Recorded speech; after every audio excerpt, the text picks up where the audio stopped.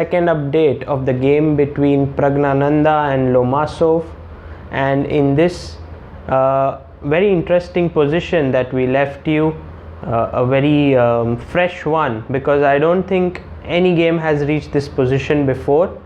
Bishop f4 was played by Pragnananda, and over here I was expecting Lomasov to go for bishop to d6. Gaurish Baliga says hi Gaurish, this game is going very interestingly. Over here bishop d6 would have been a nice move, I think, for black. Instead Lomasov chose bishop e7, which was not the most active move in the situation.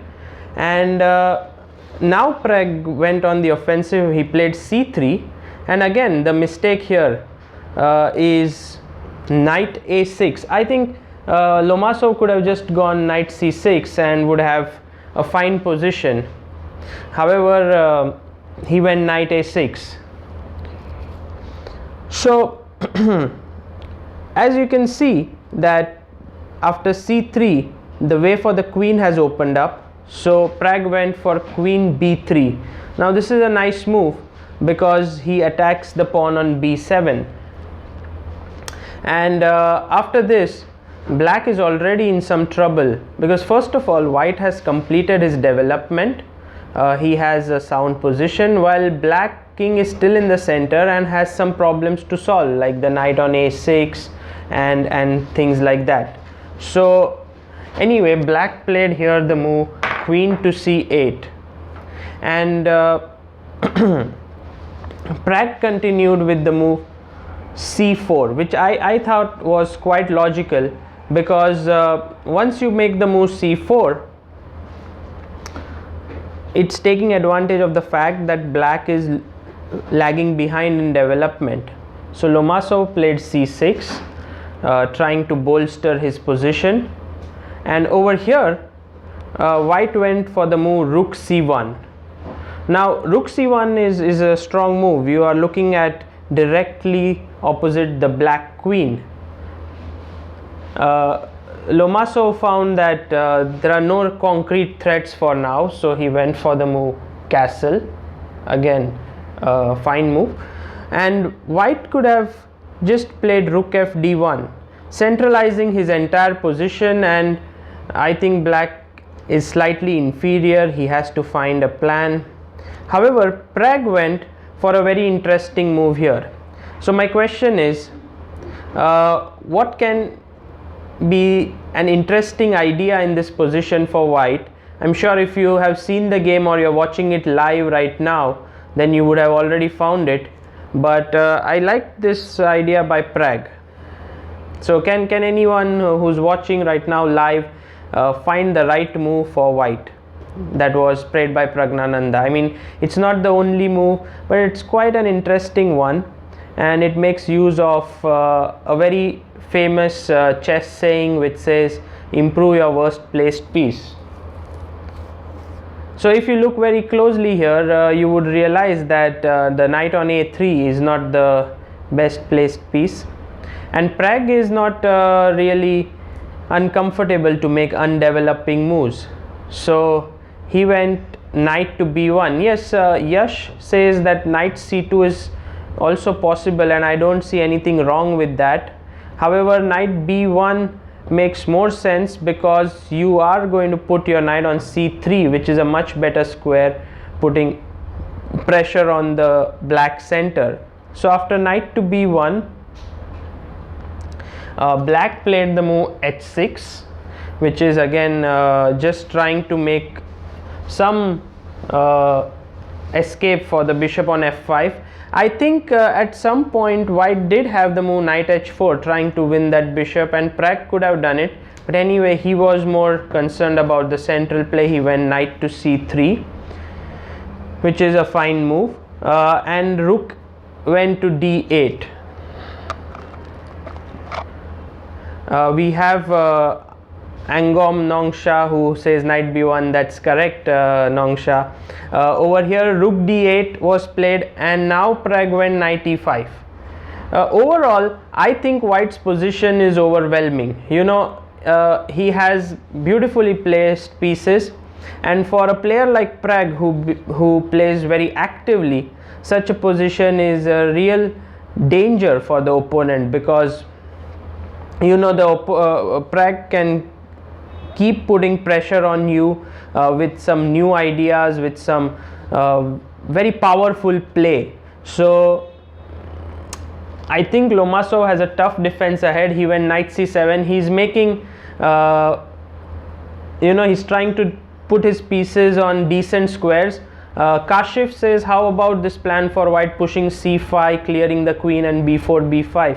Yes, this is very interesting, and in fact this is what happens in the game. If you look a few moves ahead, Pragg went rook f to d1, completely centralizing this position. If you were to look at this position without any engine evaluation, just a fresh glance, you would realize that white is clearly better, because each of his piece is more active than black's piece. If you look at the two knights, beautifully placed, the two rooks are nicely placed, even the queen, and as well as the bishops.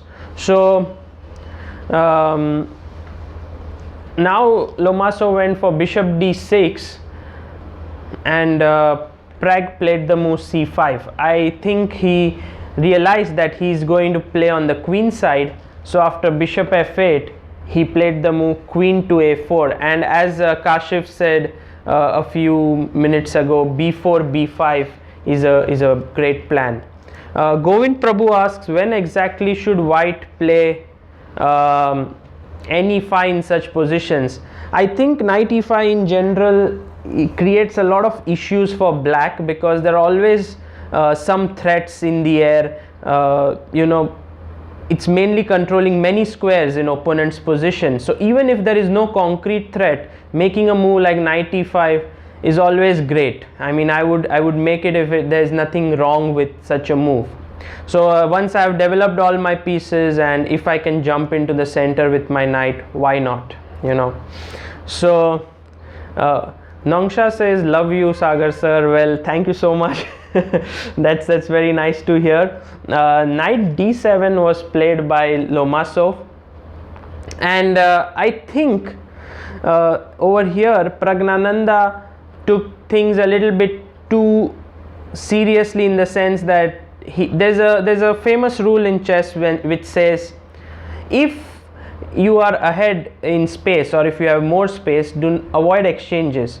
And that's what Pragg did. He played knight d3, and this move should not be bad in any way, because you are preserving the knight, and look at black's cramped position. So from that point of view, keeping the knight on the board makes complete sense. But chess is also a concrete game, and if you are not going to think concretely in terms of tactics that are available, then you are going to be in trouble. And that is the reason why I would ask you, what exactly is the problem with this move knight d3? Can you try to find what exactly is the flaw in this move knight to d3?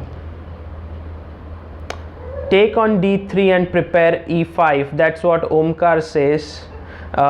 Yes, a very interesting idea, and I think something on those lines. So let's say if you take here, I take back, rook d3 seems like the most natural move, and then e5. Yeah, this is very interesting move, Omkar, and I think due credit for you to finding this very active idea. And I'm sure that Lomasov is thinking on these lines for sure right now. After knight d3, it's still black to play. So overall, he could very well go for this idea with bishop d3 and e5. So Argyadeep asks, does playing with such kind of time pressure is normal for Pragg? I'm not sure exactly, but in this tournament, Pragnananda is taking his time for his moves. In fact, I will be watching him live in action in a few days from now at the World Youth Olympiad in Ahmedabad, where I would be going there. So I would be very interested to watch why exactly is he coming under time pressure. Over here, it's clear that he's taking a lot of time to think for his moves. But let's say over here, let's come back to this position, and after knight d3, the point is there is another interesting move for black, which is the move g5, and I don't know if such moves are easy to see. Definitely for a player like me who believes in some kind of positional play, a move like g5 is always dangerous, because I'm weakening my king to some extent. But in a way, if you look, the king is not so weak, because all the pieces are majorly concentrated on the queen side. Also, the bishop could anytime come back to g7, which is a nice square, keeping the king safe. And secondly, there is a concrete reason. If I go back to d2, then you can take on d3 and spoil my structure, so which is not such a great idea. And if I go to e3, then e5 is suddenly very strong. And as you know, if you take knight e5, then I take, pawn takes, and you have to consider the c5 pawn falling, or even if that pawn doesn't fall off immediately, there are a lot of other ideas like say queen e6 or many other things going on. Suddenly it seems as if black's position has freed up. You see, all his pieces look pretty good. Knight could come to e6 and stuff like this. So Lomasov, I'm sure, is understanding that this position is critical for him and he must do something. So he is thinking. I don't think he has made his move yet. Yeah, it's still knight d3 for Pragnananda, and Lomasov is thinking. So g5 could be a move that is that could put Pragnananda in under a lot of pressure. Also, I like Omkar's idea of taking on d3 and playing e5. All in all, if you look in this position, knight d3 would not have been the best, was not the best move. Knight into d7 would have been correct, as Kashif says, and after taking on d7, I think I don't know, maybe black would take back with his queen. That seems like the most logical move. And now white has still control on the e5 square, so no real break is in sight, and I would think that b4 should be played, and then b5 would be coming up sooner or later. Not so easy to engineer that, even if after a move like a6 too, but still white has some control. Some people are asking, is Pragnananda, does he have chance to be the youngest GM in the world? And well, I think it all depends on now 1.5 days to be precise, today's game and tomorrow. If he is able to somehow beat Lomasov, then I think he will have excellent chances. However, if he loses today, of course, then his chances are gone for winning this tournament. Of course, still becoming the youngest GM is completely possible, because that's 4 months away. However, winning this event means a shortcut to the GM title, because you get it immediately. And yeah, so GM title is for sure, you know, for Pragg. Many people are talking about it. Although I was speaking with a few very strong players, like one of them was Erwin Lamy, with whom I spoke online, and he said Pragg has real freshness in his game and he will become a very strong player in the years to come. All these discussions and a lot of talks about becoming the youngest GM should not be taken too seriously. And secondly, I also saw the tweet by Vishy Anand, which said just enjoy the game and forget about titles and stuff. And I think this is very important in chess, that you understand that you're not really playing for titles and all, but more importantly you are looking to play your best and enjoy the games. Gaurish asks, why don't you play in many tournaments? Well, Gaurish, maintaining a news page on a daily basis and a company like ChessBase India definitely takes away quite a bit of time. So right now my main focus is promoting chess in India and trying to make it one of the mainstream sports, and for that I think it's important to focus on the task at hand and not play tournaments. Of course I am interested in playing, and I think after a few months I would indulge and try to get my final GM norm. However, well, it will take some time. Omkar asks, can you explain the concept of GM norm? And yes, GM norms are actually not so easy to understand. It basically means you have to perform at a rating of 2600, which means that if your average rating of opponents is 2600, then you need to score half the points.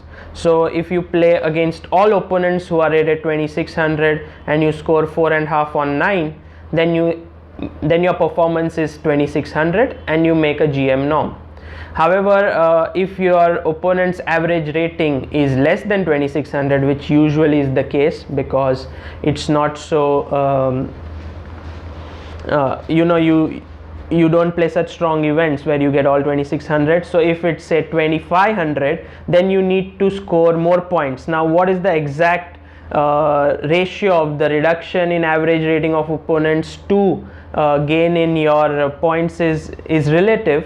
So I don't know exactly, but if it's 2500, you might have to score 5.5 on 9, and in that way. So Pragnananda scored, if I'm not mistaken, 7 on 9 against an average opposition of something like 2500 or 2450, and so his performance was like 2700, which is just tremendous at this level.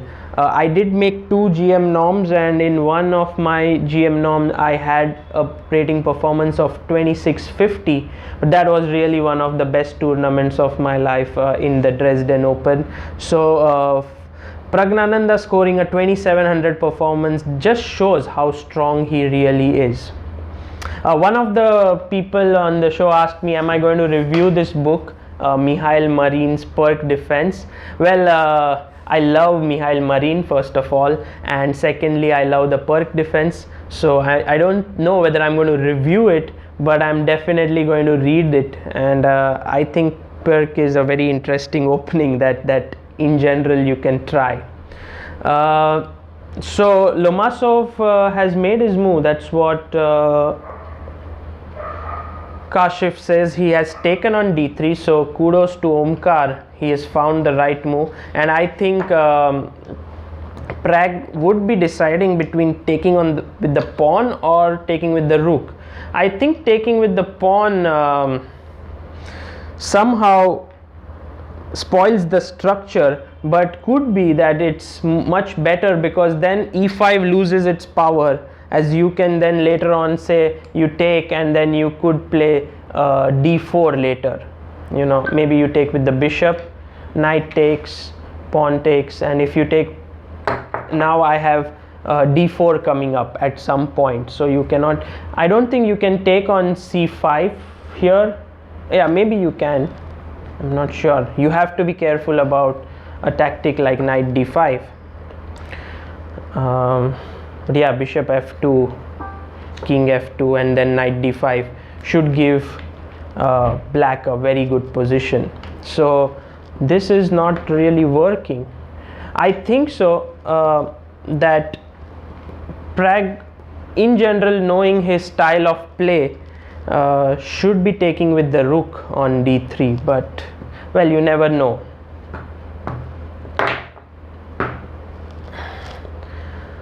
So Pragnananda took with the rook, yeah, and Lomasov has, did he play e5? Well, I'm not sure. Bishop d3.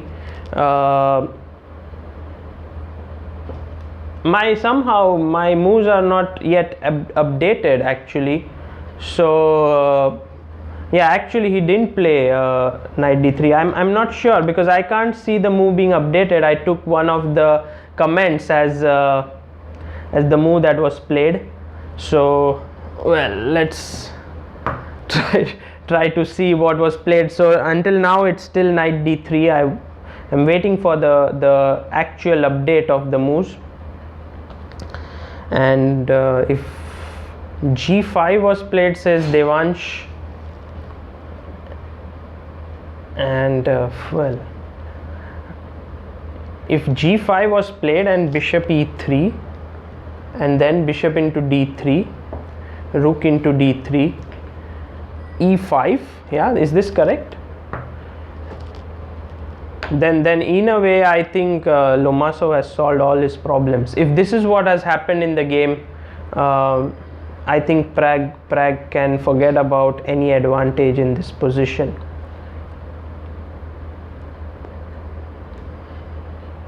Yeah, bishop d3, rook d3, b4.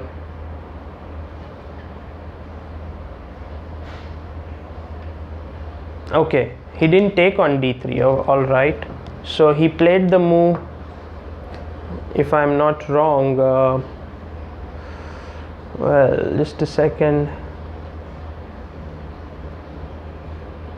Knight d3, g5, bishop e3, b5. Yeah, is that correct? Okay, that's interesting move. b5, queen went to a5, and now queen a6.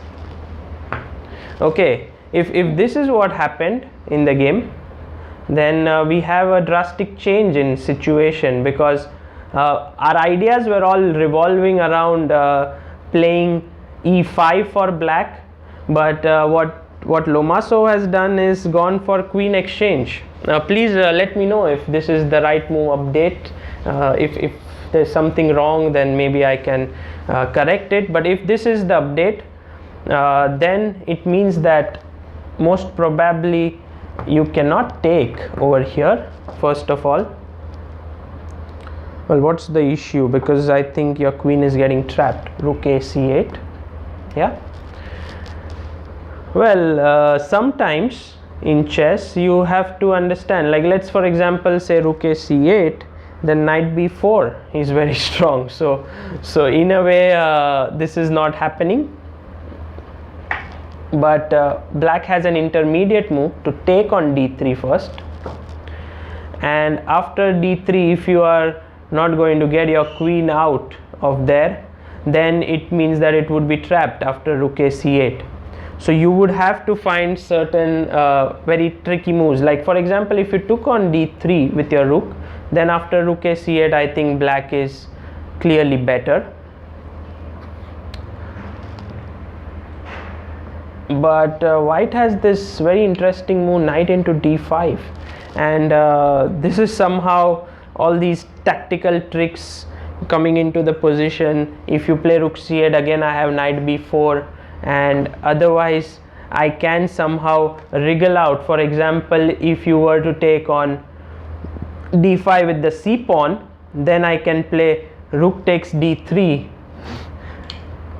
and after rook c8 go rook a3. This is such a nice move, and somehow the queen escapes. Anyway, let's not get into variations which were not played. Let's try to look at some interesting stuff here, some actual stuff which happened in the game. He played queen b4, right? That's what I think he played.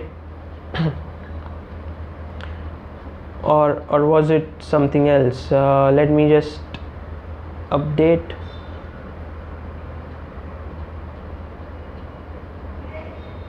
Not sure what exactly is happening in the game. Knight d3, that's where, yeah, can anyone just update me at this point whether he took on a6 or he took on c7? Of course no, I don't think Pragg went for queen takes c7. queen b4 is what Muralidharan says, queen b7, queen a5. So maybe Pragg is okay with a draw here if the moves are repeated, but bishop d3, rook d3, e5 was played. Okay, b4. Okay, there's quite a lot of moves made. Rook d1. Not sure what happened. Knight b6. Yeah, wow, that's a nice move. Knight to b6. If you take it, then a b6 and the queen is trapped nicely on the a file. Well, Lomasov is in his element. Yeah, I mean he's completely okay. Queen a3, knight c4, queen b3. Guys, this is really nice play by Lomasov. Just look at this move, knight b6. I really loved this move because first of all, it's of course not a sacrifice, because after knight into, if you take on b6, cb6, ab6 traps the queen right in the corner of the board. So that's not what is happening. However, after queen a3, knight c4, the knight comes to a beautiful square, and after queen b3 was played, I think black has now complete control. If I just don't think much in this position and I just say, okay, knight e6 is coming, f5, f4 is at some point coming, a5 is an idea in the position. So overall it seems as if white is in big trouble. So Arvind is winning. That's what everyone is saying, which is great news for Indian fans, and also for Pragnananda as well, because Arvind beats Alexienko in that sense, who is one of the leaders. However, I have to really get all these pieces, as this is not a computer board. I have to put all the pieces back, which would take a lot of time. So maybe we cover it after some time. However, I think this is overall well, I'm not too happy with Pragg's position. What do you say? I mean, I'm a little bit speechless. So I'll take some time off, try to understand, and also come back with Arvind's game after a while. Thank you everyone for actually listening to me and this analysis. I've been trying to actually follow Pragnananda's games and understand how is it that he plays so well, and definitely when it comes to tactics, he's a monster. Today the game revolved more around positional play, and if you see, somehow Pragg was not at his best, you know.